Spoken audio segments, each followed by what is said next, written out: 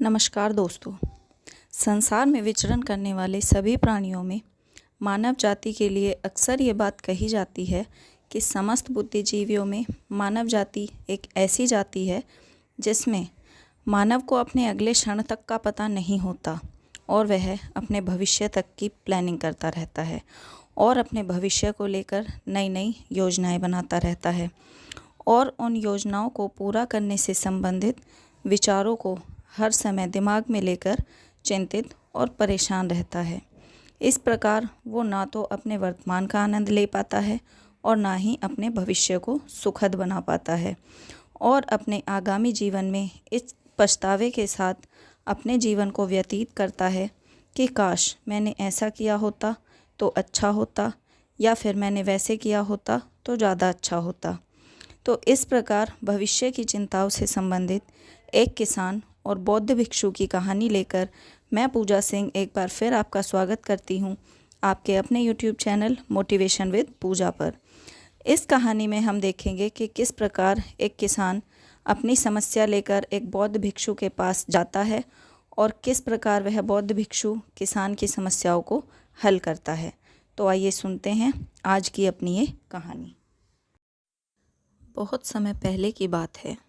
एक गांव में एक किसान था जिसे एक बहुत ही बुरी आदत बन चुकी थी और वह आदत थी बेवजह चिंता करने की। वह हर समय किसी न किसी चीज़ की चिंता करता ही रहता। वह मन ही मन सोचता रहता कि कहीं मेरे साथ कुछ गलत ना हो जाए, जबकि उसकी ज़िंदगी में अभी तक सब कुछ ठीक चल रहा था। उसके पास एक बड़ा सा खेत था जिसमें अच्छी खासी फसल हो जाती थी। खेती करने के लिए 4 हट्टे कट्टे बैल थे, 2 बैलगाड़ियाँ थी, एक अच्छा घर था, एक पत्नी और 2 प्यारे बच्चे भी थे। लेकिन फिर भी वह किसी न किसी अनहोनी के बारे में सोचकर बेवजह चिंता करता रहता। कभी सोचता कि अगर मेरी फसल में कीड़े लग गए तो क्या होगा, या अगर आवारा पशुओं ने मेरी फसल को बर्बाद कर दिया तो क्या होगा, अगर सूखा पड़ गया तो मेरी फसल का क्या होगा, या अगर मूसलाधार बारिश हो गई तो मेरी फसल खराब हो जाएगी। इन सब बातों के बारे में सोच सोचकर वह बेवजह ही चिंता में डूबा रहता। और अगर खेती के समय मेरे बैल बीमार पड़ गए तो मेरे बच्चों का भविष्य कैसा होगा, कहीं बुढ़ापे में मुझे कोई बीमारी ना लग जाए, मेरे बच्चे बुढ़ापे में मेरा ख्याल रखेंगे या नहीं, वगैरह वगैरह। अपनी इस लगातार बेमतलब चिंता करने की आदत की वजह से वह किसान बहुत ही परेशान रहने लगा था। उसका स्वभाव बहुत चिड़चिड़ा सा हो गया था और अब उसका किसी काम में मन भी नहीं लगता था। उसकी पत्नी ने भी इस बात को अनुभव किया कि उसे बेमतलब चिंता करने की आदत बन चुकी है। उसने कई बार अपने पति को समझाने की कोशिश की कि तुम बेवजह चिंता करना छोड़ दो, लेकिन उसके समझाने का कोई मतलब ही नहीं बनता था। तो फिर एक दिन किसान की पत्नी किसान को लेकर एक बहुत ही बुद्धिमान बौद्ध भिक्षु के पास पहुंची, जो लोगों की समस्याओं का समाधान करने के लिए बहुत ही ज़्यादा प्रसिद्ध थे। किसान और उसकी पत्नी ने अपनी सारी समस्या बौद्ध भिक्षु के सामने रखी। किसान ने कहा, हे महात्मा, मैं हर समय किसी न किसी बात की चिंता करता रहता हूँ। मैं ज़्यादातर उन बुरी चीज़ों के बारे में सोचकर चिंतित होता रहता हूँ जो अभी तक मेरे साथ हुई भी नहीं है। किसान की समस्या को पूरे ध्यान से सुनने के बाद बौद्ध भिक्षु ने कहा, ठीक है, तुम दोनों मेरे पास कल सुबह आना और फिर मैं तुम्हें तुम्हारी समस्या का समाधान बता दूंगा। अगली सुबह जब किसान और उसकी पत्नी बौद्ध भिक्षु के पास पहुँचते हैं तो देखते हैं कि भिक्षु बहुत ही चिंतित अवस्था में ज़मीन पर पालथी मारकर बैठे हुए हैं और उनके सामने एक दूध से भरा गिलास रखा हुआ है। वे बार बार उस गिलास की तरफ देखते हैं, कभी अपना हाथ अपने सिर पर रखते हैं और कभी ज़मीन पर ज़ोर से मारते हैं। इस तरह वो बहुत ही ज़्यादा चिंतित और बेचैन दिखाई पड़ रहे थे।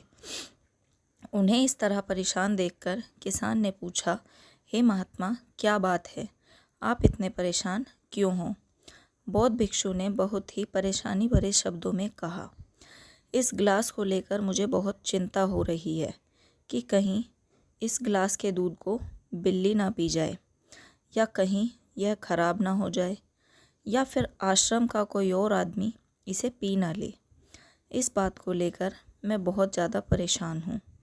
बौद्ध भिक्षु की बातें सुनकर किसान और उसकी पत्नी ज़ोर ज़ोर से हंसने लगे।